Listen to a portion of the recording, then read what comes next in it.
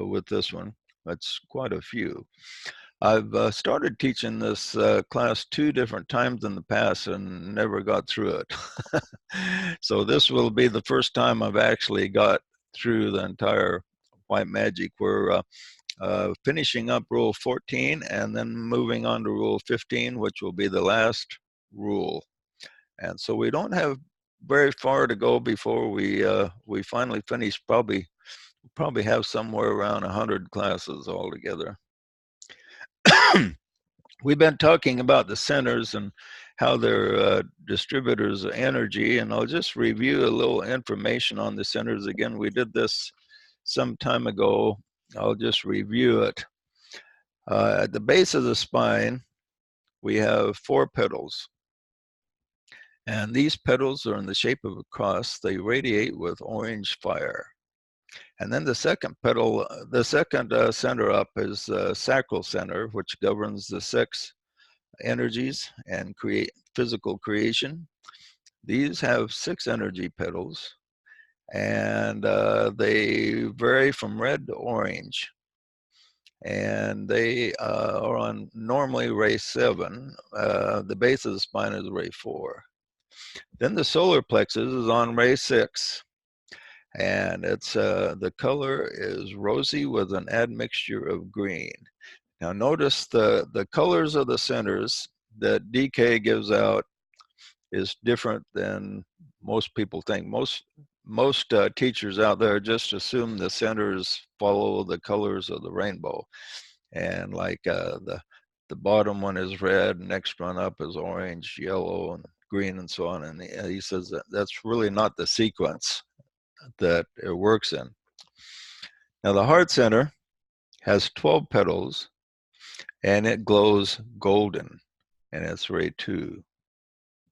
And the throat center, now keep in mind these centers up to the throat are not actually where the physical organs are, but they're in the etheric body in back of the spine. Okay, so instead of like thinking of, if you look at the front of the person, you won't see them. You'd have to look at the back of the person to actually see the centers. That's why normally we don't see the centers, because you normally look at the front of the person. So the throat center, which would be right in the back of the head, has 16 petals, and they are silvery blue with blue predominating. Now, the head centers are in a twofold division. One is the ajna center, and it's 2 major petals, and there's 48 on right and 48 on the left, making 96 altogether. And one half of them is rose and yellow, the other half is blue and purple, and these are normally on ray 5. It can vary a little bit depending on the evolution of the person. Now the top of the head is the crown center. It's normally called the 1,000-petal lotus, but actually it's not exactly 1,000, and it's in the colors of that are white and gold, and it has 960 petals arranged around a center of 12. This makes a total of 1,068 petals of the 2 head centers, or 356 triplicities. Okay, he says all these figures have an occult significance. So you figure that all these petals, each one of these petals is represents an energy, and each petal has a different energy. The 1,000-petal lotus at the top of the head, each one of those 1,000 bits of energy represent a different aspect that was manifested in some past life that you have had. Now these etheric webs are really, he talks quite a bit about the etheric webs. In between each one of the centers is a web, and it's there for our protection, because as we begin our evolution, we are not capable of absorbing and handling spiritual energies. The spiritual energies have to be unfolded slowly, piece by piece, over many, many lifetimes. And if they were to manifest too quickly, the person would suffer tremendous ill health, physically and emotionally.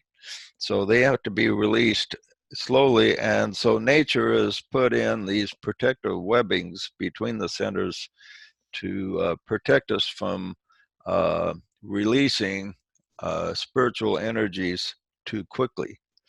Now, if you've ever been involved much with teaching, you'll notice that when, oftentimes, in my experience, when I've taught people in the past and they've really been have had an endowment of spiritual energy, oftentimes they they they have a hard time handling this energy, and they wind up really uh, taking crazy directions in life afterwards. It's strange how that happens. The person needs to follow the spiritual impulse when it comes, or it can wind up doing more harm than good to the person, taking him off the path that he'll have to later get back on. So anyway, we have these the spiritual webbing, and as we live our lives, we this webbing eventually disintegrates, and this causes greater interplay of the centers, and more use is available of spiritual energies for the disciple. He says these etheric webs are in reality disks rotating or revolving at specific rates, which differ for different centers according to the point of evolution of the system of centers concerned. Only when these webs are burned away by the ascending and descending fires can the true centers be really seen. Many clairvoyants confuse the centers and their protective counterparts, for the latter have a radiance and light of their own. So oftentimes, he says, the clairvoyant, when he thinks he's seeing the centers, is really just seeing the web that protects the centers, and the web has to eventually be removed before the true spiritual centers can be seen and used. As a person progresses, his vibration is raised, and this causes an interplay of the active centers, eventually burning away the webbing.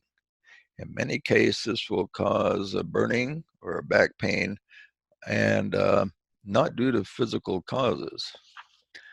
It'll also produce just a feeling of what we might call weirdness, like you may feel just a weird sense of increase of energy, like maybe you're going crazy. And this can happen too. So it can also produce physical illness if you're not handling it right, if you're not prepared for it. So has anyone had something like that, like just going through life and all of a sudden had a surge of energy that made you wonder what the world is going on? I get that all the time. It's Do you? almost like a family tradition. Yeah. If any audette gets really excited and they feel this surge of energy and it makes their hands just curl up like this. Oh yeah. My little brother, my youngest brother JJ, he actually bites his hand when he feels this excitement, and he's got like calluses on the back of his hand from getting too excited. And Right. when you have that feeling, it's like an electrical discharge out of the brain, and it's like there's something in your brain that's saying, now don't let it get carried away because it could just explode, So it's like this controlled, it's like an alarm clock going off. You're just so excited, but if you were to let yourself completely go, it could hurt or something. Yeah, the thing to keep in mind too is energy centers just don't unfold in spiritually advanced people, but they're unfolding in everybody. And so a lot of the people with emotional problems are really maybe they're having their a solar plexus pedal unfold or something like this. So in the average humanity, the lower centers are unfolding, and advanced humanity, the higher centers are unfolding. But as whether you're spiritually advanced or just average or below average, you're having something unfold one time or another. Now, once an energy center is unfold, your soul gives you kind of a period of rest in between before it will unfold another one for you. Because if you had new energy coming in all the time, you'd never get much peace. So when an energy center unfolds and you have a period of time where you get to use that energy, adjust to it, maybe an entire lifetime, and or maybe you go a lifetime with no new unfoldment, but you just use what you have and learn to make maximum use of it. But then sooner or later you'll have another energy unfold. Now you look at really carnal people, what's unfolding in them is probably the sacral center. So they got very, like, oh, Epstein, he probably had sacral centers really unfolding. And so he had this tremendous sex drive he didn't know what to do with and didn't handle it very good. And um, so people have these energies, new energies coming in all the time. Now, the more advanced disciple will feel the energy more on the higher part of his being. You'll feel a lot going on in the head and throat center, um, whereas the average person will feel it in his solar plexus. He'll associate that with kind of his entire body because that's really the highest he knows.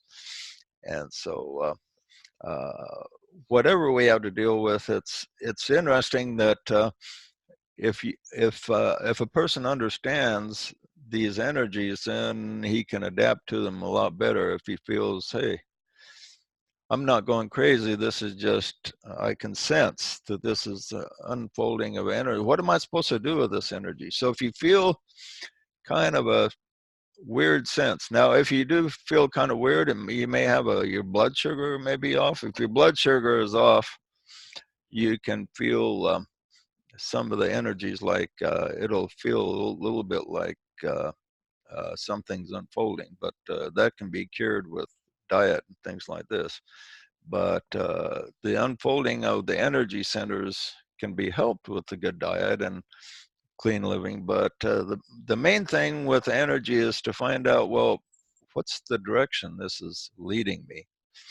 When the heart center unfolds, for instance, on one of the love petals especially, then the quest is to learn the difference between selfish loving things to benefit you, and then loving love that benefits others.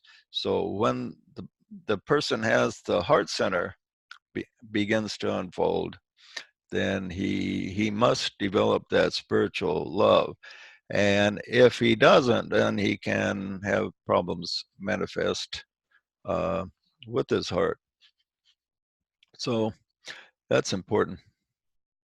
I Okay. actually had something happen with my kidney. I had pyelonephritis, and I was going to massage therapy school, and my teacher brought me a book about the different chakras, and it was the solar plex that was tied in with the kidney. And when I read it, it said something about needing to love yourself and take care of yourself.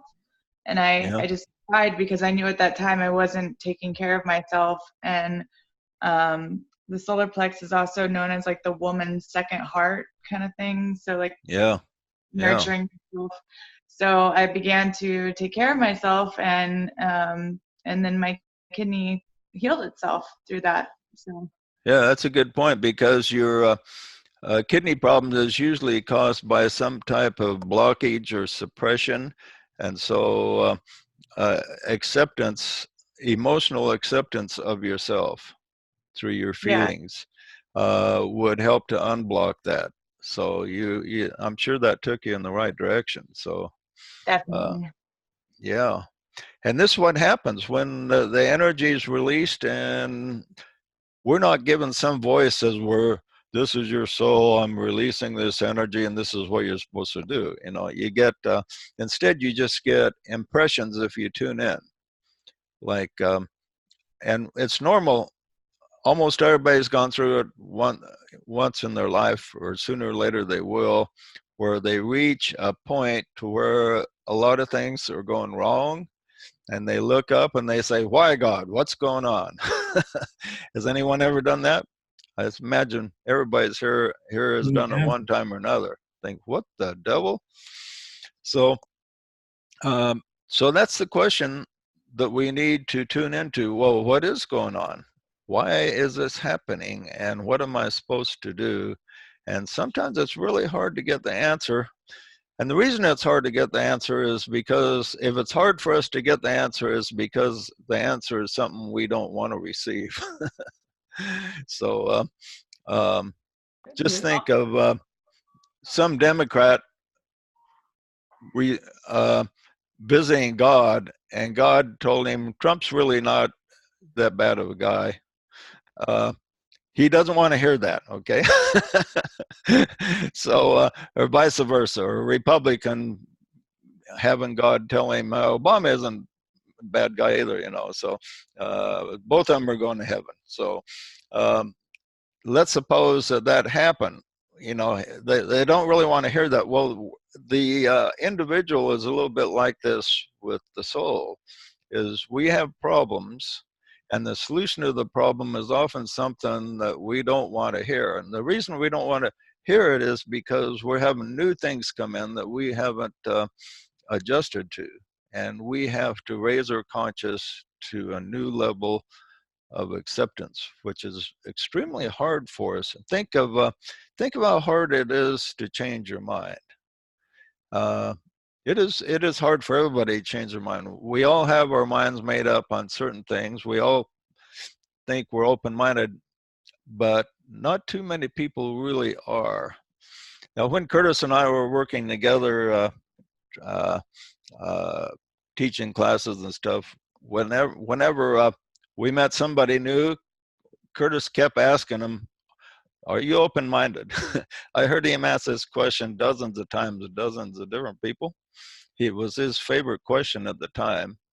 And then, did you ever get a no on that, Curtis? No, everybody thought they were open-minded Yeah. until you put something into their mind. It was good. Then after Curtis asked him if they're open-minded, then he asked him a controversial question, and then their answer showed they weren't open-minded after all, right? Yeah, well, I remember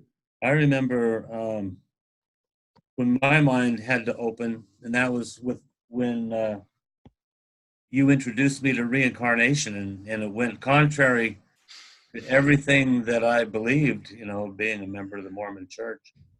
But I was open. I've always been open-minded, I think.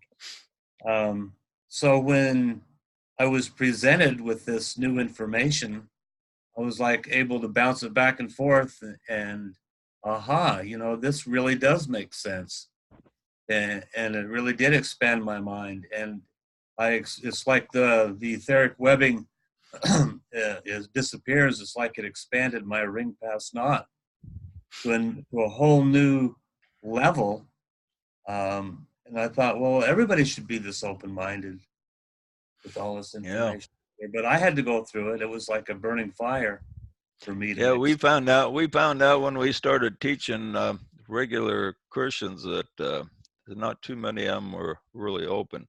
Everybody thinks they're open-minded, but and even people that are pretty open-minded have their limits. You know, well, I'm open-minded about this and that, but not X, Y, Z. That's out of the cards there. So anyway, it's we're when we have these new energies released, no matter where we are, it will challenge our open-mindedness to be able to accept the direction that our higher self wants to take us. Because it's like Star Trek, where we go where we've never gone before, so to speak. Not where no man has gone before, but where we have not, as individuals, gone before. This is what the opening of the new spiritual energies will do. They will take us where we have not gone before.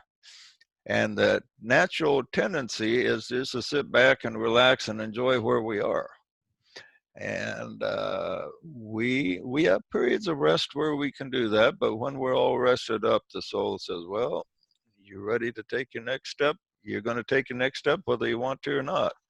That's why I'm group formations are so difficult, because it takes you into a whole different dimension that you've never been before. Yeah. He says there are numerous spiritual fires that act on the disciple, making him think he has raised the Kundalini, but the final raising must be done by an act of will. This he does by vivifying the life course through the entire body and bringing in the life of the true man. Aspirin is told that when the pupil is ready, the master will appear.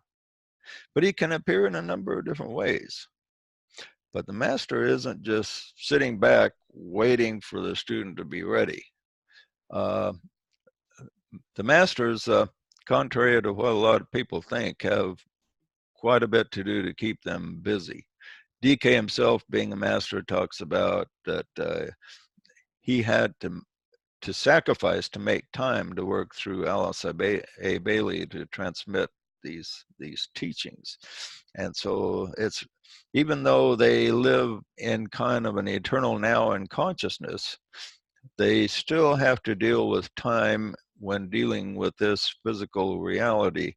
And so their time is limited. So they don't sit around just anxiously waiting for us to communicate with them. We have to prove ourselves so that we can be a useful vessel to them.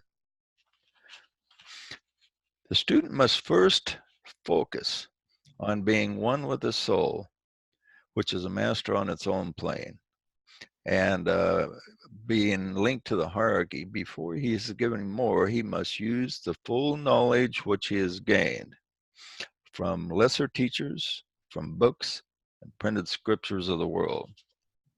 So before you're given more, just find out what's in there in all the books, and the teachers, and all the impressions that you're given. Follow everything that you know. If you can't, why would you want a master to come give you something that's maybe on page 450 of White Magic and written there in plain as a word can be, for instance? So the seeker has to do everything he can to extract all the knowledge that is possible. And then when you have done everything you can, then either your higher self or a master will come and inspire you with more.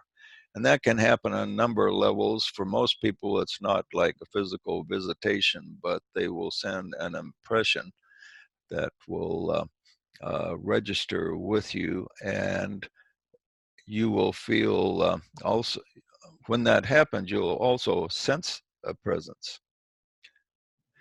There's some good advice I wrote a long time ago. I think I read this to the group once before, but it's really pertains to what we're covering right now.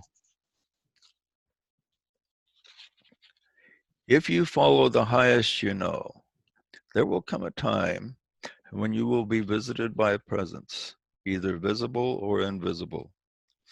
It will come at a time you least expect it, and a time when perhaps you feel least prepared spiritually, but it will come. To dream and wish for the experience will only delay the happening. But if you take the highest you know and go forward in the vineyard of the Master and serve with no end in sight, in season and out of season, in good times and bad, If you serve with love in the dark of night, with the same strength as in the light of day, and if you continue with loving service through the fiery darts of hate, malice, and betrayal, and above all, if it appears that even your master and your God seem to completely ignore you as if you do not exist, through all this, if you continue to serve with the highest you know, if you continue, even if God himself seems to be your enemy, putting every obstacle possible in your path and laughing at you as you stumble and fall, you rise up and continue. The time comes that it will not seem to matter to you anymore if friends, God, the masters approve of you or not. It matters not if you are some great chosen one or looked upon by the master as the least and most needy of the brethren. You will now serve for the sake of selfless service, selfless love alone, because the need is out there and you sense the need. When this stage is reached in your being, one of the great ones will take notice and speak. Behold the servant. He has become one of us. Let us invite him into the circle of higher friendship, brotherhood, and service. But even here, the invitation comes not as you expected. All your expectations are shattered and soon replaced by nearer ones. And the groping in the dark is replaced by walking the path with vision. The reward for your selfless service is sight. And as you see the path ahead, your heart is filled with joy. For that which you see is not what you imagine, but more than you imagine.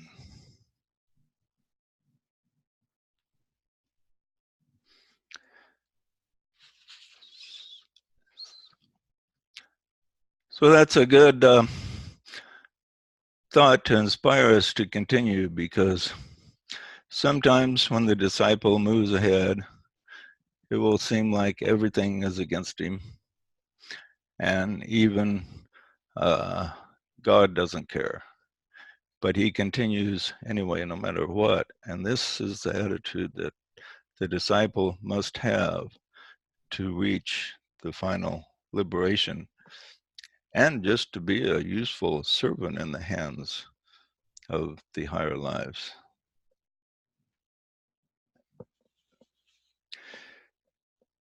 It is important that students are aware of the centers and their need for development. But it's dangerous, he says, to give out specific instructions. Students must proceed with natural unfoldment through the correct living and guidance of the soul or reliable teacher. So he doesn't give a lot of specific instructions as to dealing with the centers and using them. He gives some and he gives hints. And in the book Esoteric Healing, he talks about using the power of the centers for healing. And the hand puts a lot of attention on the hands as distributing agents. And the hands are used quite a bit. And in the Bible, it talks about the laying out of hands for the healing. And a lot of spiritual people use the laying on of hands, putting hands on the head, or maybe hands on the part of the body that's afflicted. In Reiki, they just place the hands on the person and just let the energy flow. They don't really try to do anything. They just see themselves as a vessel letting the energy flow through them. So the hands are powerful units of distributing energy.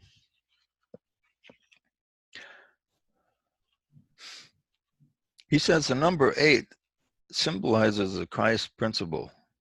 And if we count the spleen, there are actually 8 centers. So we have 7 major centers, and the closest to an 8th major center is the spleen. And so he says number 8 is a powerful number that reflects the Christ energy. And many of the centers are multiples of 8, which is interesting. Or like the center of the basis spine is half of 8, which is 4. He talks a little bit about the spleen, and this is a vehicle of prana. This is especially developed under evolutionary law, and its energy is not transferred to another center, but is consciously diffused. When its correspondence in the head center is awakened, this becomes an organ of occult healing. And through it, the healer, by an act of will, absorbs prana and vitality from the ethers and then breathes it out again upon the object to be healed as an act of compassionate healing. So the spleen is kind of a unique. It's not so much unfolds spiritual energy as it is a major agent of prana that vitalizes us, and if it's healthy and doing its job, it will really help us to have good health. If it's not, then we can feel depleted, and so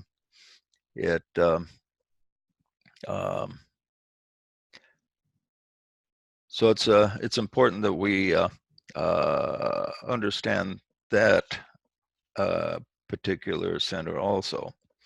Now, these petals are in reality like a number of superimposed 8s. And 8 is an interesting number. He says you turn it on its side, it produces the infinity symbol. And up, it's 8 and kind of composed of 2 circles. So there's a lot of symbolism on 8. And he says it's a number, as we said, the number most closely identified with the Christ.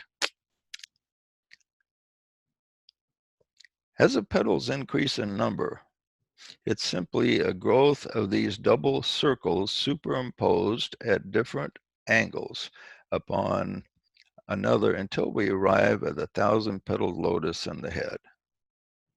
In our present state, the centers are form builders, but in advanced humanity to come, they will demonstrate godlike powers compared to today. So he ends this chapter with that interesting statement that the understanding of the centers, when they're unfolded and they have interplay, we will actually have godlike powers. In the present, they are form building. In other words, they're responsible for sending energies throughout our entire body right now that keep our form together, keep us alive. And what happens as soon as a person his etheric body leaves with the 7 centers, his physical body dies and begins to fall apart. Okay, but when the centers are in there, they're responsible for the form building that keeps the form together. The centers send out all kinds of threads of energy, producing the minor centers and then acupuncture points, and clear down to what he calls the little nadis, which are little tiny points of energy, thousands, perhaps millions throughout the body. And so the centers right now, that's their main power, but when we unleash their full power, we will have like godlike powers. Now, it's interesting to speculate what they might be, but if we examine the life of Christ, we can see some possibilities, like walking on water, for instance, reversing the gravity or whatever that was necessary for him to do that. Tremendous powers of healing would become possible. So Christ demonstrated what could happen if the centers are all in alignment. And he was the first of humanity to have all of his centers in perfect alignment. And that's one of the reasons he was able to do all the things he did, because his centers were in total alignment and had interplay. So another thing he did was he spoke "Peace, be still" to the great storm that was threatening to sink the ship that the disciples were on, and as soon as he spoke that, the storm subsided. Raised Lazarus from the dead. But all these things were possible because his centers were all in alignment. And like DK says here, that this is the destiny of us humans in the future, that we will demonstrate godlike powers compared to today. Okay, any comments or questions on the centers before we move on? JJ, I had a question pertinent to what you just said about Jesus' centers. Must have been in alignment for him to do everything that he did that we'd call miraculous. What about when he trashed the temple and became angry with them for what they were doing there? I would think that might be an exception. Now, actually, it's interesting that we look at Jesus and think everything he did was perfect, but there's actually some spiritual teachers that think that that was a mistake.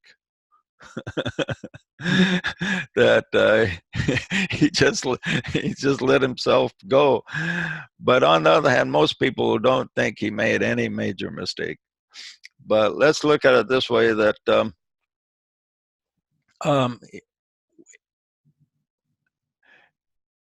it's interesting to look at how he reacted compared to the average guy. When the average guy is offended, they don't think, they just you insult them, they'll try to deck you out, or they will insult you back, and they don't even think about it. But what does anyone remember what the evidence that shows that Jesus actually did some thinking before he went and chased those guys out of the temple? Yeah, he brought a whip with him. It was premeditated. It wasn't just a spur of the moment thing. He planned it.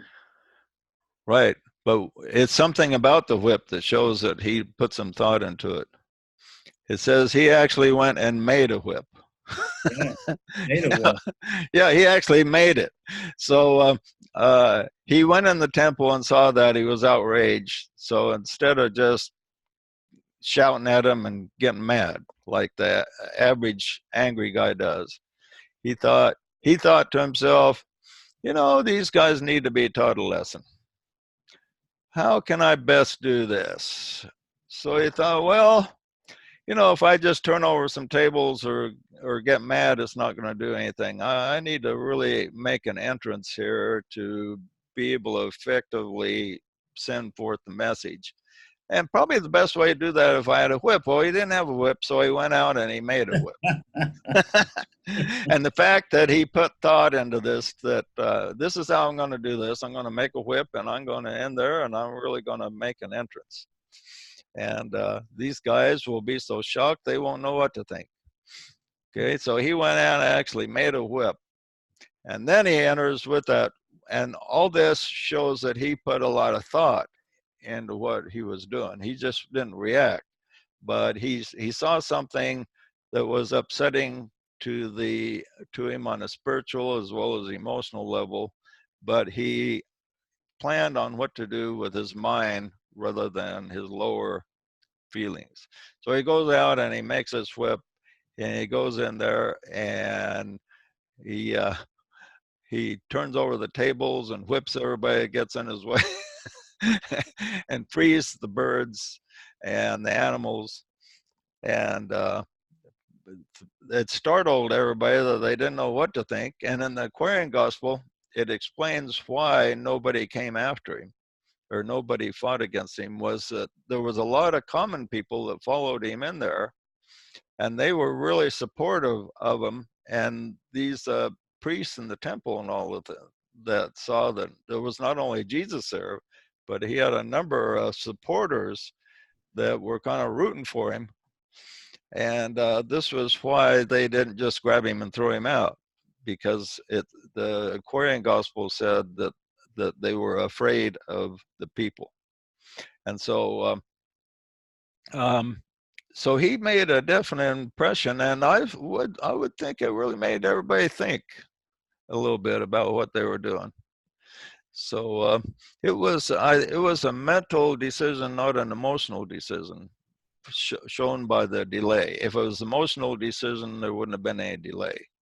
But and also, according to the Aquarian Gospel, he did it twice, 2 different times. The regular Gospels doesn't make it clear. There's 2 accounts of it, and they don't agree 100%. And so critics say, well, this is one of the things that shows the Bible is incorrect. But the Aquarian Gospel explains this, saying there was actually 2 different times that he cleared the temple, and which is interesting. It's interesting too. Kind of reminds me of when I was being excommunicated, and you brought in that great big heavy, I think it was Strong's Exhaustive Concordance. Oh, Unabridged Dictionary, you mean? Unabridged Dictionary is a great big heavy book, and and all the guys, there were 12 judges against me that were going to condemn me to fate worse than hell. And halfway through, we just weren't making any headway. And they called me in to testify finally against their will. Your wife was responsible for that. She insisted. They weren't going to let me and Wayne in to testify, but your wife kept bugging them about it, and they finally said, "Okay, we'll let them in." And so they were giving you, well, they were kind of halfway asleep, and they weren't really paying attention. And Joe took this great big 20-pound dictionary, it was about that thick, and he says, "By darn, I'm going to get your attention." And he lifts it up as high as he could, and he slams it down on the table. And everybody just came alive and took them all up. And I think clearing the temple, man. Yeah, that's probably the closest I ever come to clearing the temple. I was really frustrated. There I was defending old Curtis for his membership. And these guys were like looking at their watch thinking, boy, I can't wait to get out of here. And so I told these guys, look, you're trying this guy for his eternal life in your mind. In your mind, if you excommunicate him, it's worse than death in your mind. Yet you're treating it like it's nothing. You know, it just really it made me angry at the time. So, and as I continued talking, a couple of them were almost dozing off, going to sleep. So yeah, I picked up that big unabridged dictionary that was laying on the table, and I slammed it down as hard as I could. That broke the table. Yeah, that woke them up. And after I left the room, I listened at the door, and they says, well, that guy's got the spirit all right, but it's the wrong spirit. Well, I've never forgot that. Yeah. Hey, I have a question, Joe. So when the centers of Jesus were all in alignment, and he, in a sense, became radioactive, and that's part of that, he glowed in the dark. So he showed like some of the properties of the higher elements where they're the amount of transfiguration he glowed anyway. Yeah. Right. So he corresponded to some of the higher elements like uranium that glow in the dark, and are ready to be released into a higher sphere or kingdom. Was that when he was released, he became a member of the actual God kingdom? Is when he became radioactive and his centers were filled and his energy was released into a higher plane? Well, on the Mount of Transfiguration was where he really achieved. Now, what he did is, and what we all do is, if we've been initiates in past lives, we undergo the initiations all over again, but they aren't as difficult to go through because we've already gone through them in past lives. So he had the birth of the Christ in the heart when he was very young, and then he had the second initiation of baptism, representing overcoming the emotional wrong emotional desires, so they're under control. And then the transfiguration represented where he overcame illusion. And at this point was probably where his centers were aligned, and that alignment caused the transfiguration, so that his body actually glowed according to the scriptures. Now, did it glow where anyone could see it, or maybe just the disciples saw? We don't know for sure, but he was transfigured and maintained full contact with his higher self, and the Jesus probably maintained a greater unity with the Christ who was overshadowing him. So did he change? Did he change his physical form, like when he appeared to the disciples later? They recognized him not. Could he change his his physical person, the way he looked? You'd think. Yeah, in that state that he was in. Now, whether or not he was in just the etheric or the physical, or according to DK, the master cannot actually be in a physical body, but in his etheric body, and he can actually manifest in the physical. And so there's more to what religion teaches about the resurrection than meets the eye, I've determined. But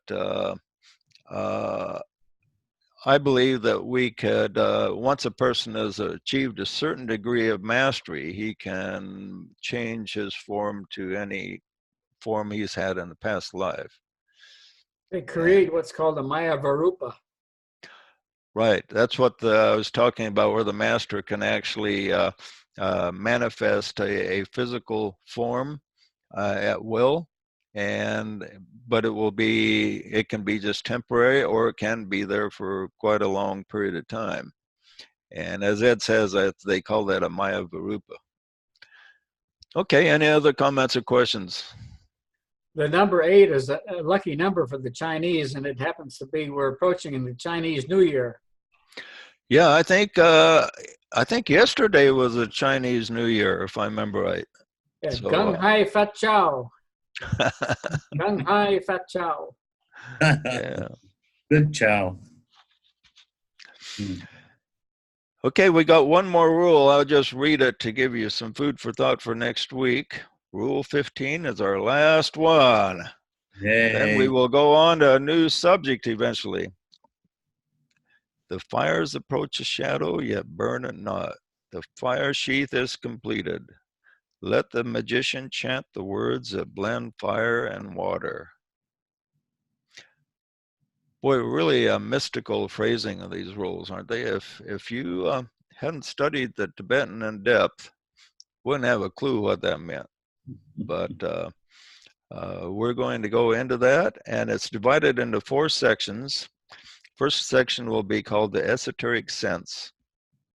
Then the negation of the great illusion, a call to service, and new age groups and training. Okay, any other comments or questions before we wrap it up? We're just about out of time. We're going to become the fire. That's right. Matter of fact, there's all kinds of fire around Ed as we speak here. Everybody see that fire circulating around Ed's head there? I see it around Rachel. She's got a light. She's got a light spinning over her crown chakra. Look at that. All of her petals are opening up as you speak. Yeah, I'll bet they are.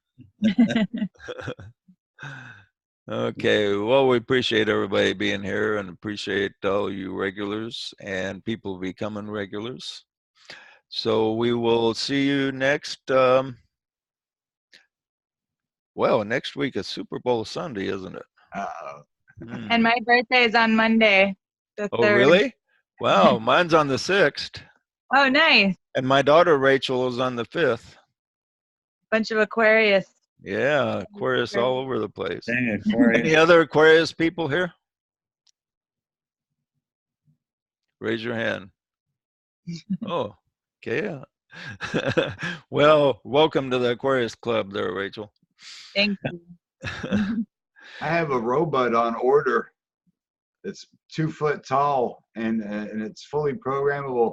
I want to make some videos of teaching the robot or having the robot teach white magic and soul contact. And well, we got to see that when you get it, Rick. You'll have to show it to us. Yeah, We got this video here. the most fun I've had in a long time doing a project. Really? Where'd you buy the robot from, of all places? Amazon? He's actually manufactured in France, and I think he's just got to come across country. So it could be a matter of just a few days before he shows up in my mailbox. Is it a sexy female robot? It's No such thing. That's this is a half. This is sort of a half-size one. Oh, one of those. It looks like Star Wars robot. Yeah, and this one's only 11 inches tall. The one I'm getting is 23 inches tall. Oh, And okay. he can do anything. It's something you can handle, Actually Rick. program him. a new toy for Rick. Yeah, I love them toys. Okay.